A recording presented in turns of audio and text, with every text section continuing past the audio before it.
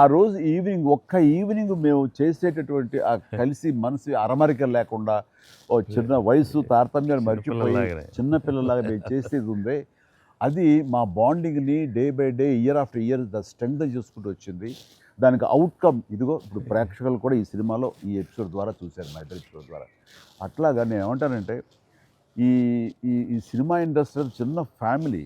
ఈ చిన్న ఫ్యామిలీలో మన మధ్య పొరపచ్చలు, మన మధ్య మిస్అండర్స్టాండింగ్లు, ఈగోలు ఇవేమి లేకుండా ఒక్కసారి మనసుని ఓపెన్ చేసి అందరం నటీనటులు కానీ, అందరు హీరోలు కానీ, హీరోయిన్లు కానీ మనంతా ఒక ఫ్యామిలీ అనే విధంగా మనం అనుకుని ఏదో ఒక అకేషన్ ఏదో విధంగా మనం కలిసి ఒకళ్ళ మనసు ఒకళ్ళు అర్థం చేసుకునేలా బిహేవ్ చేస్తే దాని ఇంపాక్ట్ సినిమా మీద పడుతుంది, సినిమాలో కనబడుతుంది.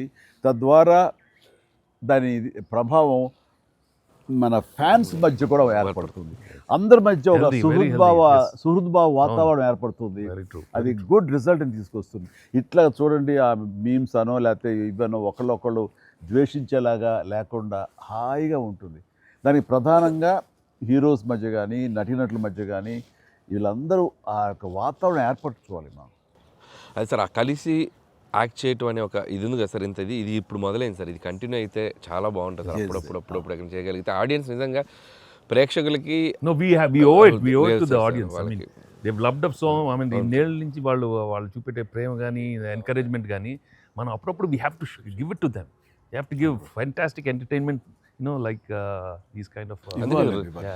అంటే ఇది ఊహించని కాంబినేషన్ కదా సార్, అందరూ అందుకే దాన్ని అంత క్రేజీగా చూస్తున్నారు. సో అప్పుడప్పుడు అలాంటి చమక్స్ నేను అందులో ఈ సినిమాలో సినిమా అంతా నేను ఎంజాయ్ చేసినా సరే, దీనిలో తెలియకుండా నువ్వు అందులో అత్తగారి యొక్క దీంతో ఆ సీన్స్, ఆ ఎమోషనల్ సీన్స్తో కానీ పిల్లలతో కానీ ఇవన్నీ కథాపరంగా వెళ్ళినా సరే, కథకి అతీతంగా స్టార్ హీరోస్ అనేవాళ్ళు ఇంత ఫ్రెండ్లీగా ఉంటారు, ఇంత అరమరిక లేకుండా కలిసిమెలిసి ఉంటారు, ఒక బ్రదర్స్ లాగా ఉంటారని కూడా నువ్వు తెలియచెప్పింది అయింది.